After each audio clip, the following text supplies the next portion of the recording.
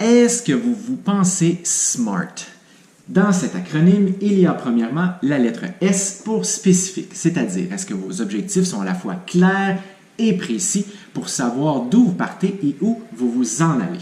Dans le M, est-ce que vous avez des données quantitatives, par exemple, afin de mesurer le changement? Donc, ça pourrait être à la fois sous forme de photos, de tests physiques, d'évaluation, par exemple, de la composition corporelle. Ce sont des façons de mesurer le chemin parcouru et de vous ajuster aux besoins.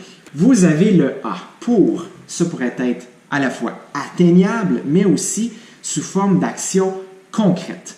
Donc, à ce moment-là, vous pourriez, par exemple, utiliser ce qui est appelé le concept de la délicieuse incertitude, autrement dit, avoir un défi juste. Par là, on entend juste assez difficile pour se motiver à se dépasser, mais pas trop non plus pour nous démotiver, comme si c'était un challenge tellement difficile que là, à ce moment-là, ça fait l'effet contraire, ça nous démotive.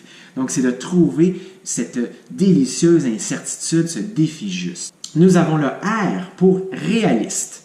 Est-ce que, à ce moment-ci de votre existence, c'est réaliste en fonction de votre horaire de vie, de vos obligations familiales, par exemple, de votre point de départ. Donc, où est-ce que vous commencez versus vos objectifs et vos attentes? Est-ce que c'est réaliste? Nous avons aussi le T, enfin, dans l'acronyme de SMART, qui est pour défini dans le temps. Et donc, à ce moment-là, c'est on commence telle date, par exemple, au point A. J'aimerais en arriver au point B dans 1 mois, 2 mois, 3 mois, une année, X, Y, Z résultat. Et donc, à ce moment-là, un petit peu comme un budget mensuel pour nos frais fixes, nos dépenses à titre d'entrepreneur, ou bien si vous avez, exemple, une hypothèque de maison, des assurances à payer pour l'automobile, et ainsi de suite.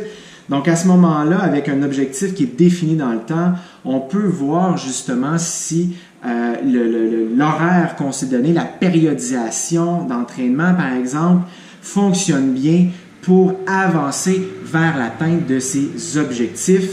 Et on peut ainsi aussi réévaluer, est-ce qu'on a avancé, est-ce qu'on a fait du surplace, est-ce qu'on même on a reculé pour toutes sortes de raisons. Donc à ce moment-là, ça devient plus facile à la fois pour la motivation, mais également pour s'assurer que le chemin parcouru et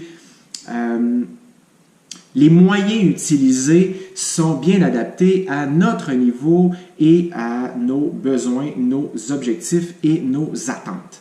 Ceci étant dit, avec l'acronyme SMART qui pourra vous aider cette année, je vous lance également un petit défi justement, un défi à la fois où on utilise la planche abdominale, mais aussi la planche latérale. Et ce n'est pas parce que c'est un mouvement ou plutôt une position en absence de mouvement, mis à part la transition entre les deux, que l'on n'est pas dans l'action.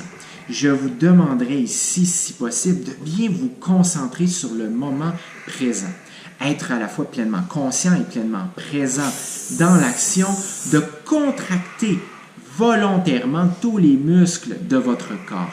Autant les muscles profonds, donc de l'intérieur vers l'extérieur, vers la superficialité. On veut en fait s'engager mentalement et physiquement pour maximiser le potentiel de contraction musculaire et d'arriver à engager toute notre force dans l'action tout en respirant, tout ça pour créer un maximum de stabilité. Je vous montre. Ici, en position de planche abdominale plus traditionnelle, on pourrait par exemple avoir les coudes alignés sous les épaules.